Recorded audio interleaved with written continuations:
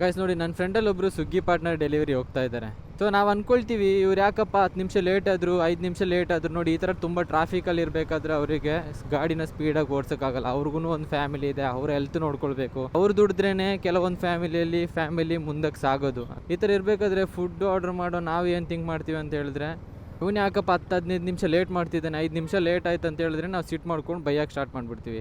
ಆದರೆ ನಾವು ಅವ್ರ ಕಷ್ಟನ ನೋಡೋಲ್ಲ. ಬಿಕಾಸ್ ಬಿಸಿಲಲ್ಲಿ, ಉರಿ ಬಿಸಿಲಲ್ಲಿ, ಮಳೆ ಇರಬೇಕಾದ್ರೂ ಕೂಡ ಅಷ್ಟೇ, 5-10 ನಿಮಿಷ ಲೇಟ್ ಆಗಬಾರ್ದು. ಯಾರು ಫುಡ್ ಆರ್ಡ್ರ್ ಮಾಡಿದ್ದಾರೆ ಅವರಿಗೆ ಅಂತ ಹೇಳ್ಬಿಟ್ಟು ಕಷ್ಟಪಟ್ಬಿಟ್ಟು ಕೆಲಸ ಮಾಡ್ತಿರ್ತಾರೆ. ಅಟ್ಲೀಸ್ಟ್ ಅವ್ರ ಮನೆಗೆ ಬಂದಾಗ ಗೈಸ್ ಅವ್ರ ಜೊತೆ ಅವರೆರಡು ಚೆನ್ನಾಗಿ ಮಾತಾಡ್ಬಿಟ್ಟು, ಅಟ್ಲೀಸ್ಟ್ ಈ ಥರ ಉರಿ ಬಿಸಿಲಲ್ಲಿ ಏನಾದರೂ ಬಂದಿದ್ದರೆ ಸ್ವಲ್ಪ ಬಾಯಾರಿಕೆಗೆ ನೀರು ಬೇಕಾ ಅಥವಾ ಆ ಥರ ಏನಾದರೂ ಬೇಕಂತ ಒಂದು ಸ್ವಲ್ಪ ರೆಸ್ಪೆಕ್ಟ್ ಕೊಟ್ಬಿಟ್ಟು ಮಾತಾಡ್ಬಿಟ್ಟು ಕಳಿಸಿ. ಅವರಿಗೊಂಥರ ಆಗೋ ಖುಷಿನೇ ಬೇರೆ.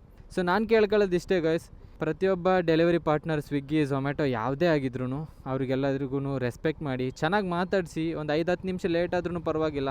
ಈ ಪ್ರಪಂಚದಲ್ಲಿ ಒಂದು 10-15 ನಿಮಿಷ ಟೈಮ್ ಕೊಟ್ಬಿಟ್ಟು ಅಡುಗೆ ಮಾಡೋಕ್ಕೆ ನಮಗೆ ಟೈಮ್ ಇಲ್ಲ, ನಾವೇ ಕಷ್ಟ ಅಂತ ಹೇಳ್ಕೊಂಡು ಫುಡ್ ಆರ್ಡ್ರ್ ಮಾಡಿಬಿಡ್ತೀವಿ.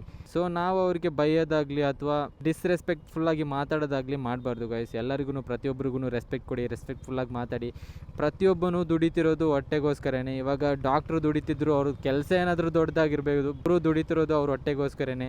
ಅದೇ ಥರ ಇವರು ಹೊಟ್ಟೆಗೋಸ್ಕರನೇ ದುಡಿತಿರೋದು, ಯಾವುದೇ ಅನ್ಯಾಯದ ಕೆಲಸ ಮಾಡ್ತಿರೋದಲ್ಲ. ಸೊ ಎಲ್ಲರಿಗೂ ರೆಸ್ಪೆಕ್ಟ್ ಮಾಡಿ ಗೈಸ್.